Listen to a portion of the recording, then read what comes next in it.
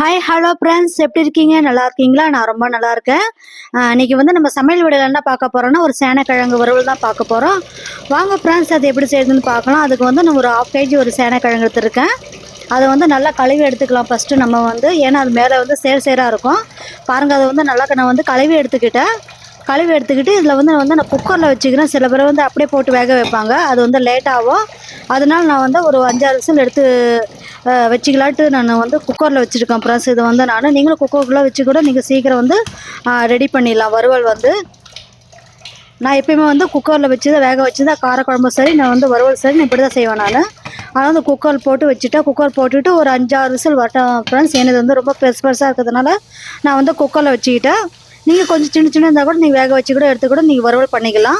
பாருங்கள், வந்து ஒரு 5-6 விசில் வரணும் பாருங்கள் ஃப்ரெண்ட்ஸ்.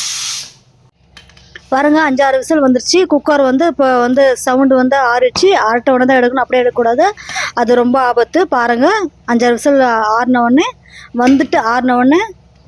பாருங்கள், நான் எடுத்து பார்க்குறேன். பாருங்கள், வெந்துருச்சு. தொட்டு பார்க்குறேன். பாருங்கள், வெந்துருச்சு. இந்த டைமில் என்ன பண்ணலாம், எடுத்து வந்து இதை வந்து பச்சை தண்ணியில் வந்து நம்ம போட்டுக்கலாம். ஒரு கிண்ணத்தில் வந்து நான் பச்சை தண்ணி எடுத்துருக்கேன். இதில் எடுத்து போட்டு கொஞ்சம் சில்லுன்னாவும் அப்போ வந்து நம்ம உரிச்சு எடுத்துக்கலாம் தோலெல்லாம். பாருங்கள் ஃப்ரெண்ட்ஸ், இது மாதிரி வந்து உரிச்சு நல்லா தோலெல்லாம் கம்ப்ளீட்டாக உரிச்சு எடுத்துங்க. உரிச்சு எடுத்து ஏன்னா ரொம்ப வெந்துட்டா வந்து நம்ம வந்து ஃப்ரை பண்ண வராது. அதனால வந்து திட்டமாக நான் எடுத்திருக்கேன் பாருங்கள் ஃப்ரெண்ட்ஸ். அப்போ தான் ரவுண்டாக கட் பண்ணுறதுக்கு நல்லாவே வரும். இது மாதிரி பாருங்கள் ஃப்ரெண்ட்ஸ், அழகாக ரவுண்டாக வட்டமாக கட் பண்ணி வச்சுருங்க பாருங்கள். இதில் வந்து இப்போ நம்ம என்ன பண்ணணும்னா, மசாலா வந்து நம்ம சேர்த்துக்கலாம் ஃப்ரெண்ட்ஸ். ஃபஸ்ட்டு வந்து மஞ்சள் பொடி, அப்புறம் வந்து வீட்டு மிளகா பொடி,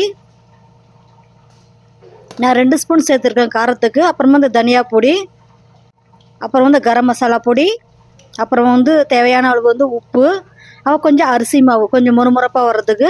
இதில் கொஞ்சம் நான் எண்ணெய் சேர்த்துக்கிறேன். நீங்கள் வேணால் கொஞ்சம் தண்ணி கூட சேர்த்துக்கூட கொஞ்சம் பசற வச்சுக்கலாம்.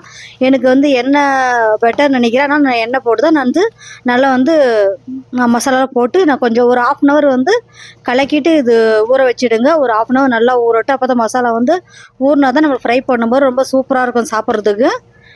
பாருங்கள் ஃப்ரெண்ட்ஸ், 1/2 hour ஆகிடுச்சு. அதுக்கப்புறம் வந்து இந்த பக்கம் ஸ்டவ் ஆன் பண்ணிவிட்டு ஒரு வானல் வச்சுட்டு, வானலில் வந்து கடலைப்பருப்பு, அப்புறமா வந்து உளுந்த பருப்பு, அப்புறம் வந்து கொஞ்சோண்டு கடுகு, அப்புறம் வந்து கறிவேப்பிலை. எனக்கு பூண்டு பிடிக்காதுன்னு நீங்கள் பூண்டு வேணால் நீங்கள் உரிக்காத பூண்டு கூட நசுக்கி கூட சேர்த்துக்கிட்டா இன்னும் சூப்பராக இருக்கும்.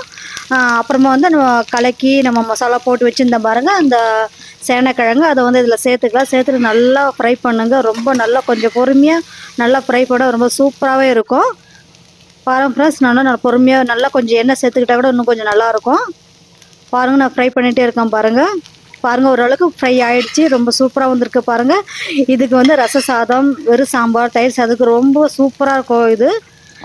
அவ்வளோதான் ஃப்ரெண்ட்ஸ், இந்த வீடியோ வந்து ஃபினிஷிங் ஆகிடுச்சு. உங்களுக்கு பிடிச்சிருந்தா மை சேனல் சப்போர்ட் பண்ணுங்கள், லைக் பண்ணுங்கள். அடுத்த வீடியோ சந்திக்கலாம்.